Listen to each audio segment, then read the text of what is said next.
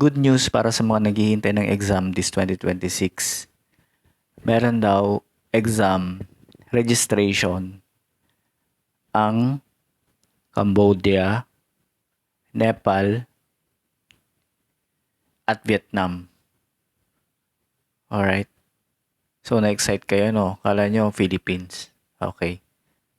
So, sino dito ang excited na magkaroon ng registration para sa Philippines?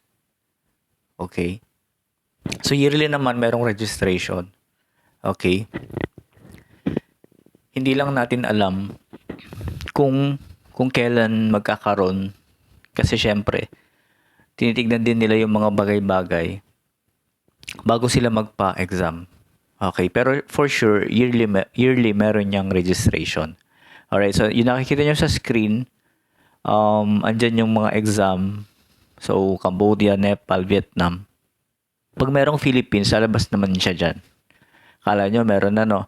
So, alam ko maraming excited na magkaroon or mag-register sa exam. Pero, payo ko lang sa inyo,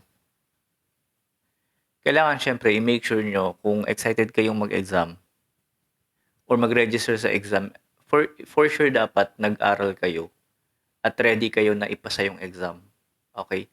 Kasi hindi lang po kayo mag-register, hindi lang kayo mag-exam, kailangan yung maipasa yung process. Kailangan yung maipasa yung Korean language exam. Alright? Marami kasi akong mga nakikita ng mga estudyante ko at sa iba, parang excited sila every week, every day, nagtatanong kung may registration. Pero yung iba, hindi nagre-review. Parang excited lang silang mag-exam, excited lang sumamba, excited bumagsak, ganun, di ba? Pag hindi ka naghanda, excited kang bumagsak. Pag hindi ka nag-review, mag-exam ka lang, parang alam mo na yung outcome niya, di ba? Pero kung pinaghandaan mo talaga siya, excited ka kasi alam mo na makakapasa ka. Ganun siya. So kasi at the end of the day, kayo yung magsasabi kung papasa kayo sa exam. Kayo yung magsasabi kung yung score na nakuha nyo sa exam is kayo ang may gawa nun. Yun ang ginawa nyo habang naghihintay ng exam. Okay? So yung resulta ng exam, hindi natin kailangang isisi sa kahit kanino man. Kasi una sa lahat, kayo yung nag-exam. Okay? Pangalawa, kayo yung nag-review. Kung ano yung naging score nyo doon, yun ang nakaya nyo lang. Okay? So wala kayong dapat sisihin. So sa mga excited dyan na mag-exam, nang hindi nagre-review, okay? Or nang hindi, kung tsatsamba ka lang, di ba? Maybe, pag-isipan mo muna siya kasi sayang naman yung bayad mo sa exam. May bayad kasi yan, di ba? So, 1.5. Something like that, di ba? $24, depende sa palitan. So, sayang naman yung pera mo or baka merong mga mas qualified or mas ready na maipasa yung exam. Bigay mo na lang sa kanila, ganun. Pero syempre, lahat naman tayo gusto natin makapasa sa exam, makaalis, makapag-work sa South Korea kasi nga ang taas ng sahod kaya. Syempre, di mo rin maaalis yun na kahit tsamba sila, magre-register talaga sila. Okay? So, registration, asahan nyo ulit na merong quota ang registration. Di ko lang alam kasi di natin ma-predict yung registration kung paano siya.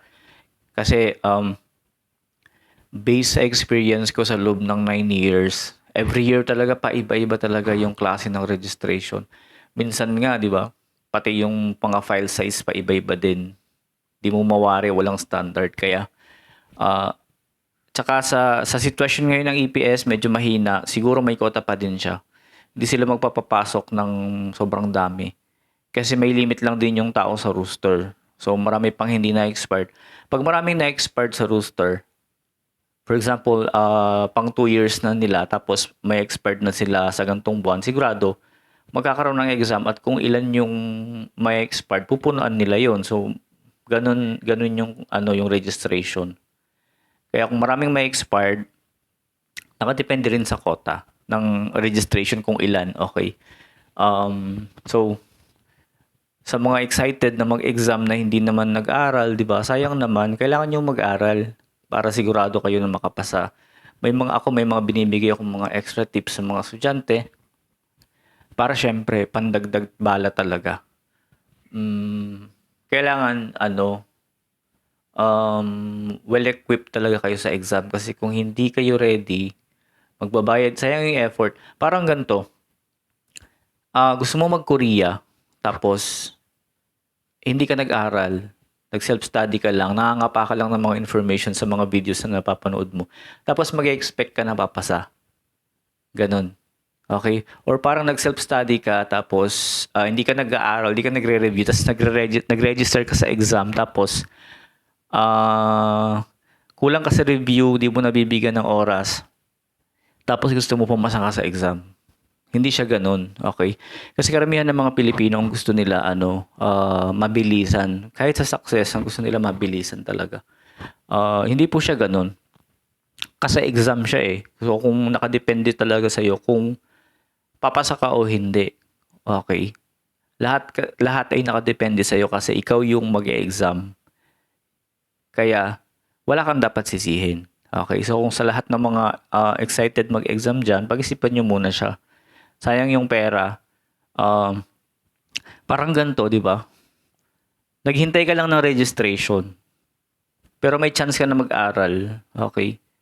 Hindi ka nag-aral. Tapos naghihintay ka lang ng registration, hoping na pag nag-register ka, nag-exam ka, dahil multiple choice lang, papasa ka. Di ba? So hindi siya ganun. Kailangan paghandaan talaga siya kasi aaralin mo talaga siya para makapasa ka. Okay? So, meron nga yung iba naman gusto mag-aral 1 month or pag sigurado naka-register na sila, doon sila mag-aaral, ganun. Sayang lang.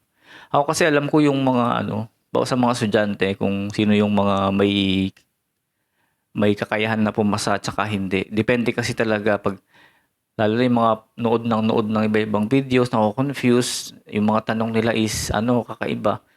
Confused sila kasi marami silang mga napapanood. Kailangan focus lang. Kaya kung ikaw ay gustong mag-exam, siguraduhin mo na nag-aral ka, nag-review ka ng maayos. Kasi hindi madali ang exam. Lalo na kung wala kang proper training, lalo na kung hindi ka nagre-review, hindi siya madali. Pero sa amin, tulad ko, ako 4 times na akong pumasa. Okay? Na-maintain ko siya kasi yung mga vocabs ko is parang fit sila dun sa EPS topic exam. So, yun yung mga tinuturo ko din dito sa learning center ko. Kaya, advantage ka pa din pag nag-aral ka sa legit kasi maraming mga mabokal lang pero yung mga teacher mismo nila hindi passer sa exam, yung mga hindi nakarating ng Korea, tinuruan lang, ganun.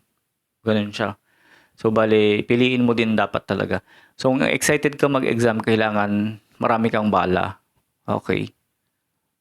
Step by step process. Dito ka muna sa exam, wag muna dun sa sahod, wag muna dun sa success. Kung may kaibigan ka na nasa Korea na, tapos nakita mo na yung mga naipundar niya, wag ka muna doon. Dito ka muna sa mahirap na part yung exam. Kailangan paghandaan mo talaga siya.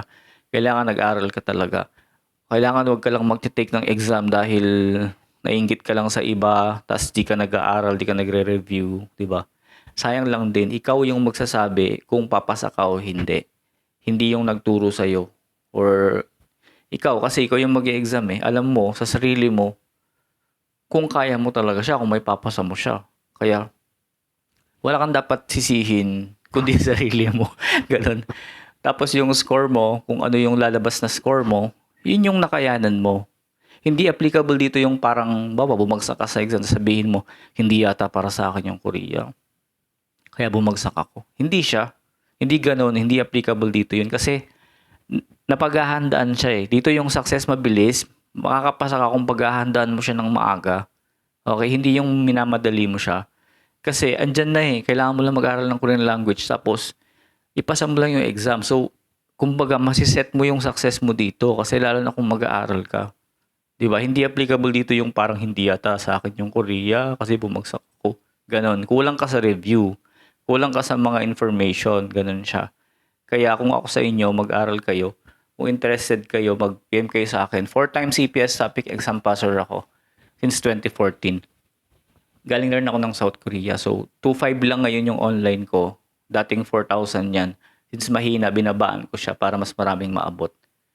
Thank you sa mga sumusuporta. Thank you sa panonood. Kung kayo interested, kung kayo nag-enjoy or natuto sa mga video ko, paki-follow nyo ako at paki-share yung aking mga video.